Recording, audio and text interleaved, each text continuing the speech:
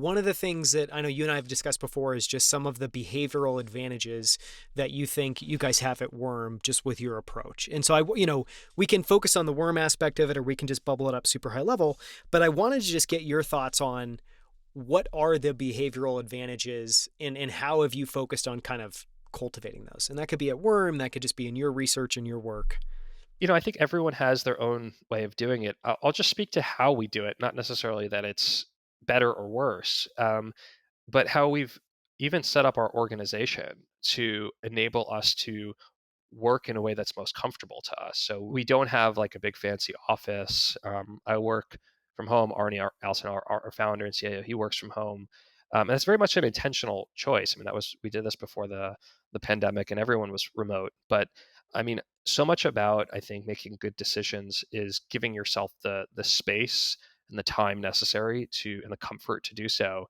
And I think that even like the interpersonal dynamics of being in an office can yield potentially good outcomes. But I think in our business, a lot of it is just like it's soloed work that is then shared via, a Zoom call or just a phone call, regular check-ins just to talk through things, and it's a process that has worked for us.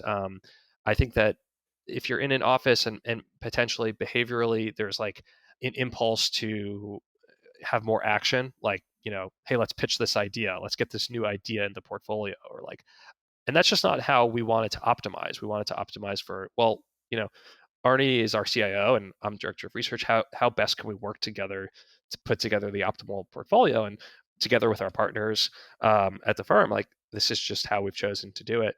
I think also just how we spend our time, what we read is really important. Like if you read sort of news constantly, you're just going to go crazy because it's just all negative. It's all, it's going to force you into making bad decisions. And so going back to, books that we've read in the past that have been just sort of like great guidelines of how to think and how to invest. There's a book I keep on my desk. I'm looking at it right now. It's 101 Years on Wall Street.